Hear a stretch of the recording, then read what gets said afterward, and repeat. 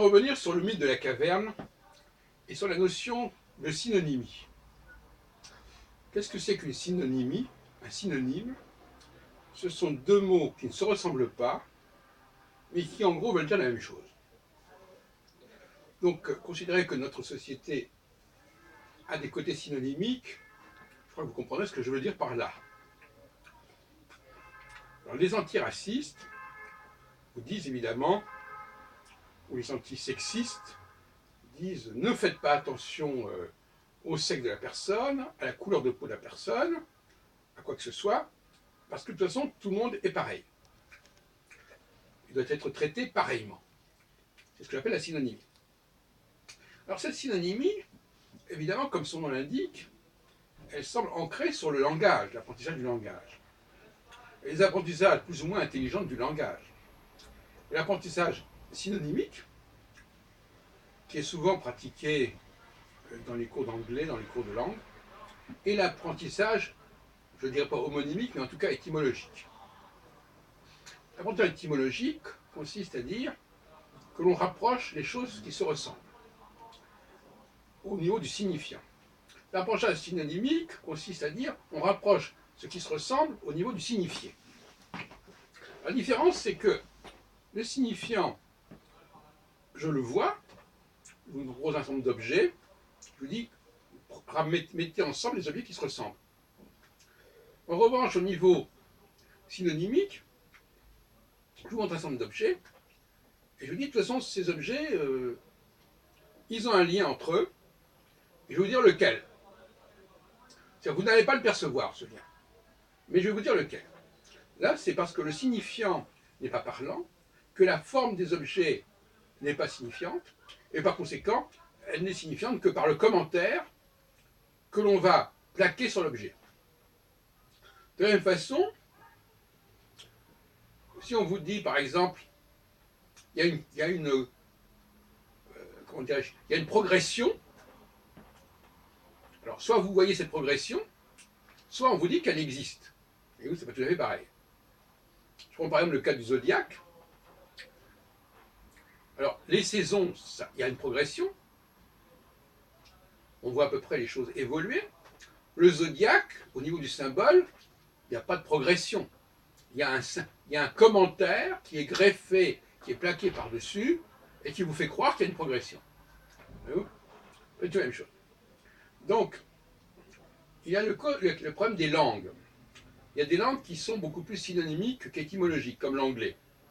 L'anglais est une langue qui n'est pas étymologique. C'est-à-dire qu'on va rapprocher des mots qui ne se ressemblent pas. Dans d'autres langues, comme le français d'ailleurs, largement, une telle langue sera beaucoup plus étymologique. C'est-à-dire que étymologique, ça veut dire qu'il y a des racines communes, donc quelqu'un à peu près d'intelligent voit bien que tout cet ensemble de mots a la même racine, ou tourne autour d'une même racine, autour d'un même radical. En revanche, si on est dans un contexte synonymique, si la personne est laissée à elle-même, sans aucun environnement qui lui dise ce qu'il faut savoir et ce qu'il faut dire, il ne verra pas les connexions, il ne pourra pas les deviner, ça ne s'inventera pas. Voyez-vous, donc dans ce cas-là, on a affaire à une situation synonymique. Alors, vous connaissez la fameuse parabole de l'aveugle, des aveugles, 5-6 aveugles autour d'un éléphant, et chacun va dire, va décrire l'éléphant autrement parce qu'il ne touche pas la même partie, le même membre, le même organe de l'éléphant. Et l'aveugle, c'est quelqu'un qui ne connaît les choses que parce qu'on lui en dit. Et non pas parce qu'il les voit, parce qu'il ne les voit pas. Donc finalement, les gens qui sont synonymiques sont des aveugles. C'est une sorte de cécité intellectuelle. Ils ne voient pas, ils ne captent pas les choses. Donc par conséquent, ils ne les captent que parce qu'on en dit. Vous voyez ce que je veux dire? Alors que les personnes qui sont une démarche étymologique, eux, ils voient les choses et ils considèrent que ce qu'on en dit doit correspondre à ce qu'ils en voient. Donc ce sont des mondes différents. Les femmes, j'aurais plutôt tendance à penser qu'elles sont synonymiques et les hommes étymologiques. Les femmes captent mal la réalité extérieure elle ne la capte qu'à travers des signes, des codes, et c'est là qu'on devient synonymique. Vous pouvez prendre par exemple 10 objets différents, mais vous les numérotez de 1 à 10, et vous allez donner l'impression qu'ils constituent un ensemble parfaitement homogène, avec une progression qui n'a rien à voir en fait avec la réalité. Alors,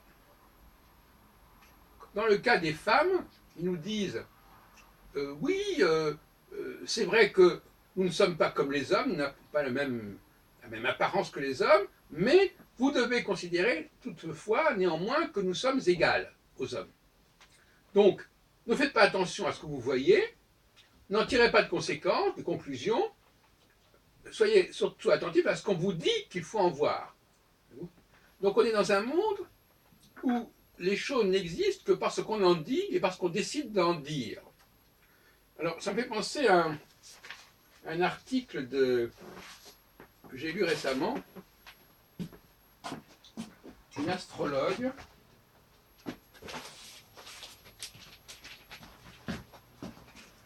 et je voudrais vous la lire parce que c'est intéressant.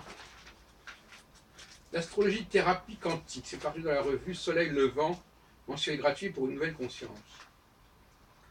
Nous venons au monde avec la connaissance que nous pouvons créer notre propre réalité. Et lorsqu'une personne veut freiner cet élan créateur, il y a une discorde qui s'installe. Personne d'autre que nous ne peut créer notre réalité, votre réalité, que vous pouvez. Et l'univers ne répond pas comme vous, si l'univers ne répond pas comme vous le souhaitez à votre demande, ne vous imaginez pas qu'il ne vous a pas entendu, parce que vous n'êtes pas fait pour le bonheur ou bien pas digne d'être heureux. Et pourtant, vous ne pouvez pas vous empêcher de vous demander comment réussir à atteindre mon objectif.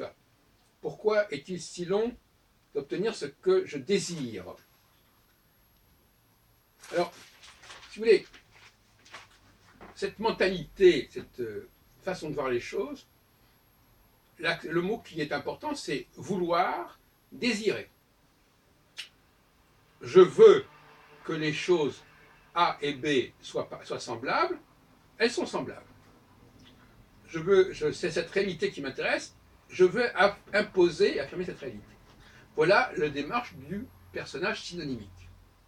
Le synonymique, c'est quelqu'un qui décide que des objets qui sont différents, qui apparaissent différents, il décide de les considérer comme identiques.